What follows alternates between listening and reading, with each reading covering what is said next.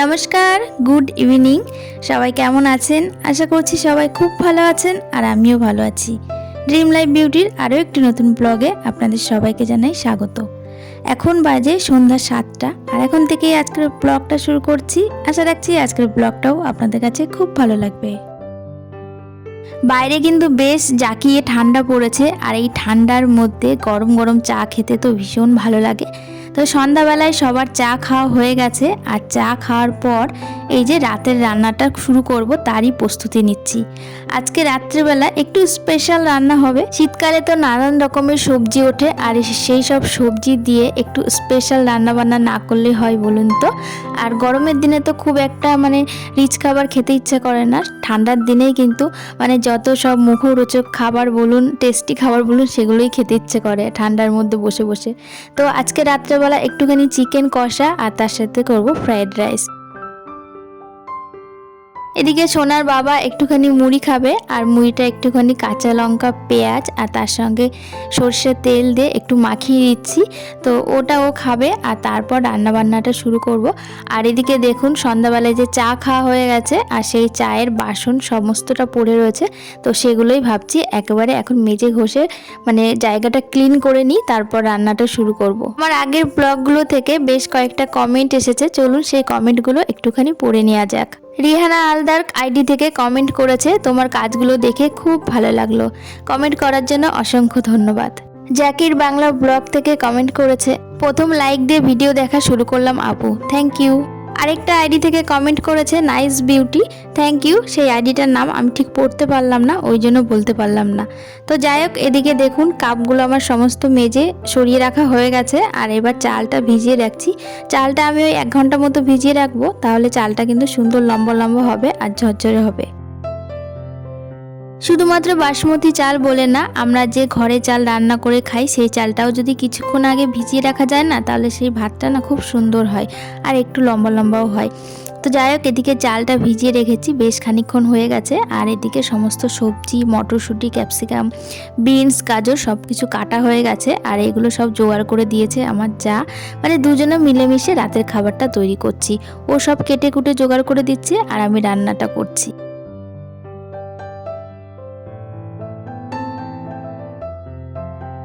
সমস্ত কিছু তো কেটে কুটে জোগাড় করা হয়ে গেছে আর এবার আমি একদিকে ভাতের জল বসিয়ে দিয়েছি আর একদিকে সবজিগুলো ভেজে নিচ্ছি।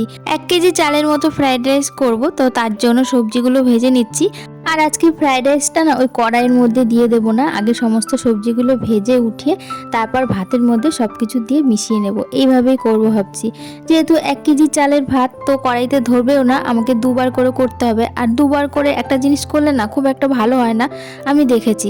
একবারে করলে যে জিনিসটা যতটা ভালো হয় সেই জিনিসটা যদি 2বার 3বারে করা হয় না, ঠিক তেমন একটা মন পছন্দ হয় না। তো সেই জন্য ভাবছি সমস্ত কিছু ভেজে নিয়ে আজকে ভাতের সঙ্গে মিশিয়ে দেবো, তাহলেই তো হয়ে যাবে। তো এদিকে দেখুন চালের জলটা আমার ফুটে গেছে আর এর মধ্যে তেজপাতা, গরম মশলা আর বেশ কিছুটা বেশি করে লবণ দিয়ে দিচ্ছি, যাতে ভাতের মধ্যে লবণটা ঢুকে যায়।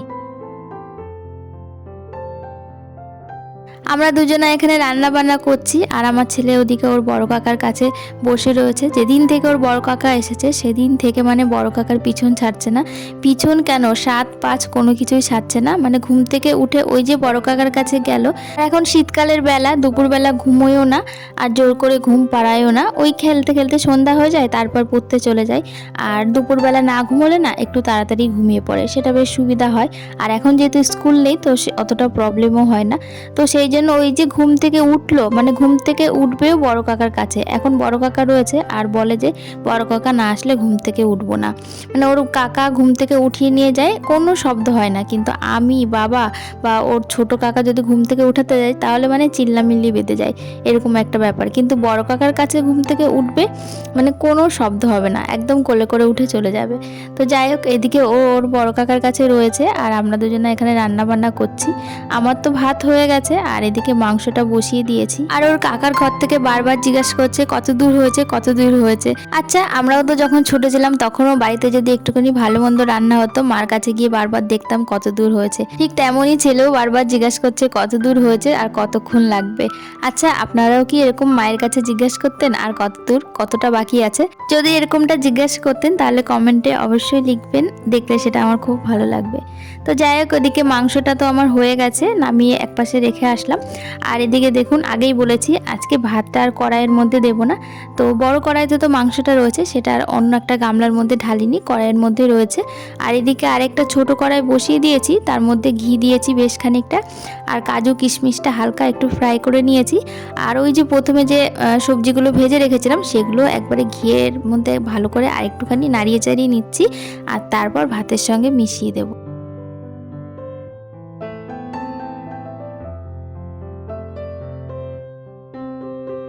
এদিকে চিনিটা আমি একটু মিক্সিতে গুঁড়ো করে নিয়েছি যাতে ভাতের সঙ্গে ভালোভাবে মিশে যায়। অন্য সময় তো গুঁড়ো করি না, ওই ভাতের মধ্যে দিয়ে কড়াইতে একটু হালকা নাড়িয়ে চাড়িয়ে নামিয়ে নিয়ে একসঙ্গে ভালো করে মিশে যায়। কিন্তু আজকে যেহেতু আর কড়াইতে দেবো না, তো সেই জন্য চিনিটা আমি ভালো করে একটুখানি গুঁড়ো করে নিয়েছি। আর এবার সমস্ত সবজি দিয়ে আর চিনির গুঁড়োটা দিয়ে পরিমাণ মতো চিনি দেবো। আমার একটু মিষ্টি মিষ্টি বেশি ভালো লাগে, কিন্তু মেজদা যেহেতু আজকে খাবে তো সেই জন্য একটু কম মিষ্টি দিয়েছি। তো ভালো করে এবার ভাতগুলোর সঙ্গে সমস্ত সবজিগুলো সুন্দর করে আমি মিশিয়ে নিচ্ছি। হাঁড়িতে যত ভাত ছিল সমস্তটা বেড়ে নিয়েছি, আর অল্প কটা রয়েছে সেগুলো পরে আরেকটু রেখে দিয়েছি, সেগুলো পরে করে নেবো, কারণ এই সসপ্যানটাতে আর ধরছে না। তো এই যে আমার হয়ে গেছে একদম রেডি ফ্রাইড রাইস আর এদিকে চিকেন কষা। আজকে এই শীতের সময়তে একদম রাতের খাবারটা একদম জমে গেছে। আমার তো খুব পছন্দ ফ্রাইড রাইস আর চিকেন কষা। তো যাই হোক, এদিকে ছেলের জন্য বেড়ে নিয়েছি আর ওকে আমি খাইয়ে দেবো। এই রাত করে ও আর খেতে চাইছে না হাত দিয়ে, তো সেই জন্য আমি ভাবলাম থাক, হাতে গায়ে আবার মাখাবে, তার চেয়ে বরঞ্চ আমি নিজে ওকে খাইয়ে দিই। তো ওদিকে ওই যে খাওয়ানোর সময় ফোন তো দেখবেই, এখন খুব একটা বাজে অভ্যাস, যদিও অভ্যাসটা আমাদের দ্বারাই হয়েছে। তো যাই হোক, এদিকে আমি ওকে খাইয়ে দিচ্ছি আর তারপর আমরা সবাই খেয়ে নেব। তো চলুন, আজকের ব্লগটা এখানেই শেষ করছি। আজকের ব্লগটা আপনাদের কাছে কেমন লাগলো অবশ্যই কমেন্টের মাধ্যমে জানাবেন। যদি ভালো লাগে একটা লাইক করে দেবেন, আর আমার চ্যানেলে এখনও পর্যন্ত যারা নতুন অবশ্যই আমার চ্যানেলটি সাবস্ক্রাইব করে আমার পাশে থাকবে।